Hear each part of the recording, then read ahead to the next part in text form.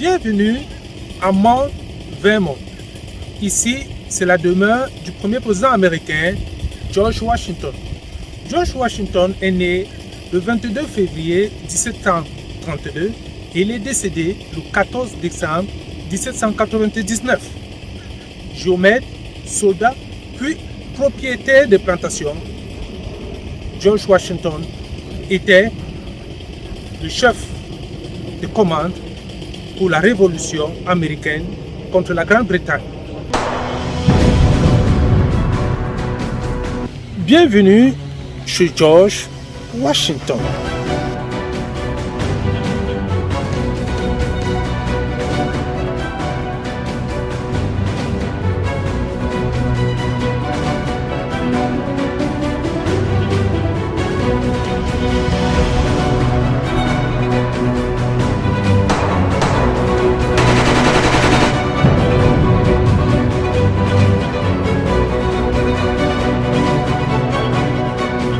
Les esclaves venus de l'Afrique ont donné la foi,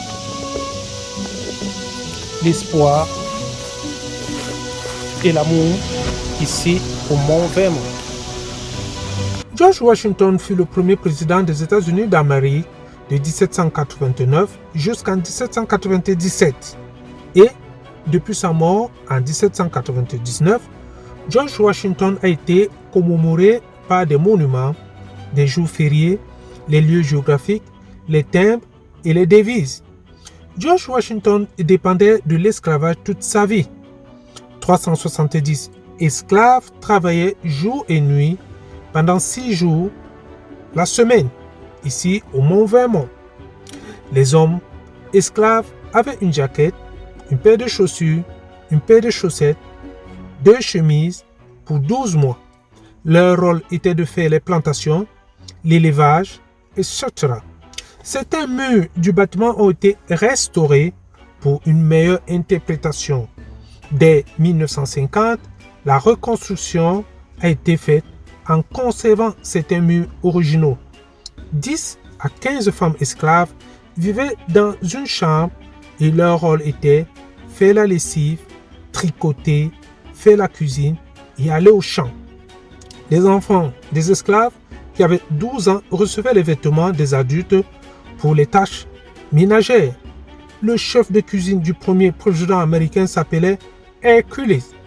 Marié à une femme qui s'appelait Alice, Hercules aura 3 enfants et ira même travailler avec George Washington dans l'État de Philadelphia.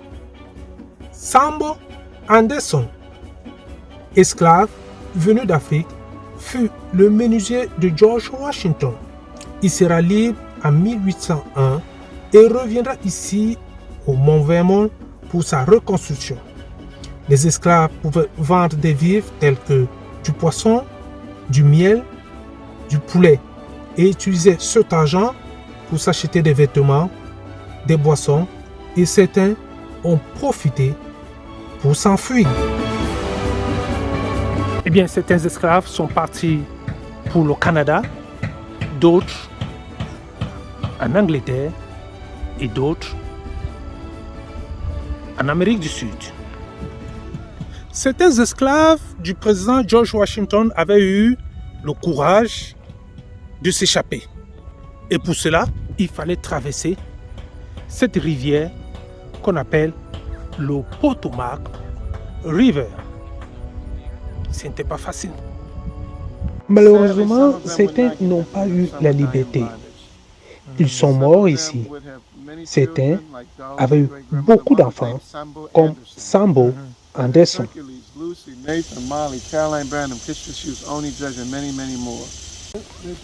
Ceux qui ont érigé ce monument, eh bien, c'est un groupe d'étudiants de l'université de Harvard. Et le t-shirt que tu portes, c'est écrit Université de Harvard.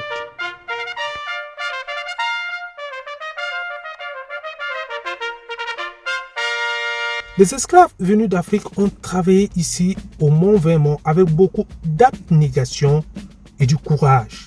En 1928, l'association de Mont Vermont avait pris l'engagement d'immortaliser le rôle incommensurable de ces esclaves. Et en 1929, un monument sera érigé afin d'honorer leur contribution. Et le 21 septembre 1983, un autre monument sera érigé en leur mémoire par les architectes de l'université de Harvard. Beaucoup d'esclaves ont été enterrés ici, au mont Vermont, ainsi que le président George Washington lui-même.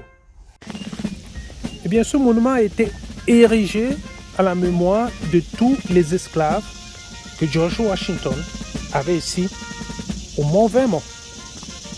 Les esclaves venus d'Afrique ont travaillé ici à Mont Vermont et ils ont façonné l'histoire de l'Amérique. Et Mont Vermont, c'est le cœur de l'Amérique.